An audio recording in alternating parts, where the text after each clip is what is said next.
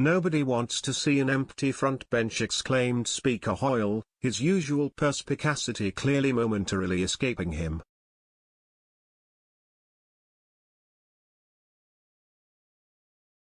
Au contraire, Lindsay. I rather fear what the country would like to see above all else, for a while at least, is empty front, and indeed back, benches.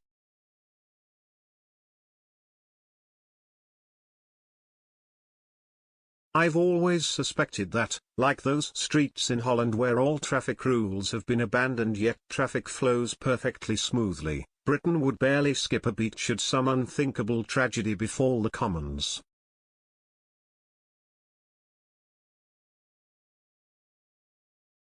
But enough dreaming. That, as usual, is best left to Ian Braveheart Blackford, who does dreaming so well. Ian, and I'm beginning to think he actually knows this, is becoming the comedy turn at PMQs.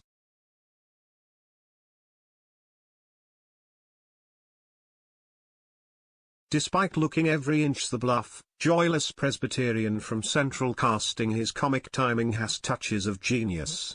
This afternoon he had us all sniggering into our lattes with the line, "Week after week I have called on this Prime Minister to resign. I had thought the Tory benches were trying to shout me down, and all this time it turns out 41% were cheering me on."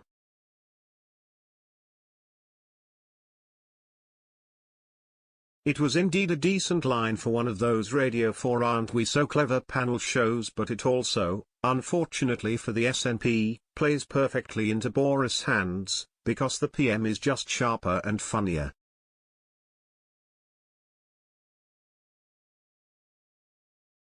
I want to thank the right honourable gentleman for his characteristic warm words, the Prime Minister replied, to derisive snorts from across the benches, before labelling Mr. Blackford the best advert for a united kingdom and indeed the erudite keeping out kingdom together.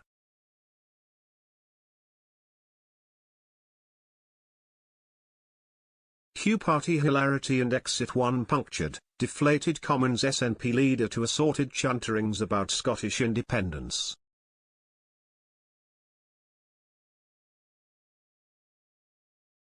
Not quite that easy with the leader of the Labour Party.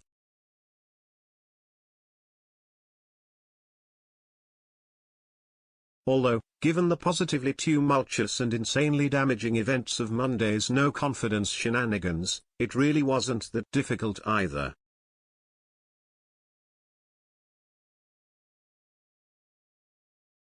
Starmer should have been the political equivalent of a great white with the smell of blood in his nostrils, on the hunt, kill, kill, kill.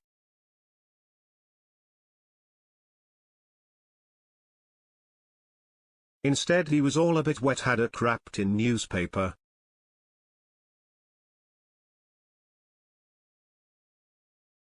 Yes, he kicked off with a gag about whether the Tory backbench boos were for him or for Boris, but within seconds we were into statistics and lines of questioning which required the listener to be almost military-level briefed on the minutiae of political toing and froing this week.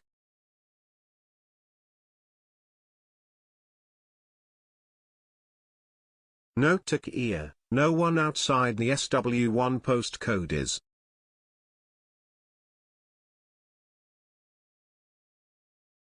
Even us poor, ill-educated hacks know nothing makes a reader glaze over quite so quickly and comprehensively as a list of statistics.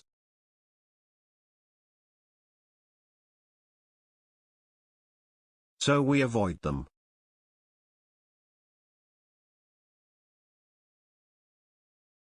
"90% of the time.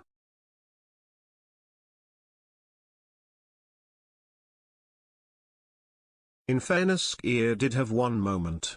His harrowing description of a poor child who called for an ambulance 5 times without success. The 6th time, 1 full hour after the first call, the boy told them they didn't need to come because his mum was now dead.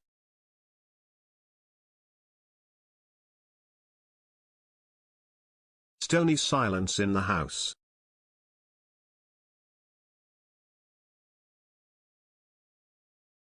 And well, there might have been.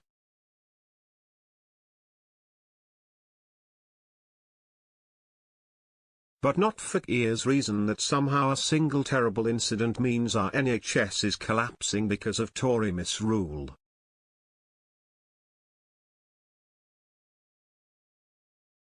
No, something much more important than that.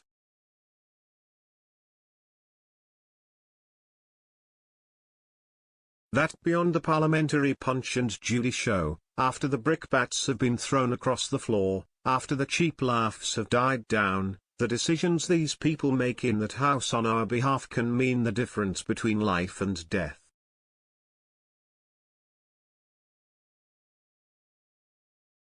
It is good for them to be reminded of that as often as possible.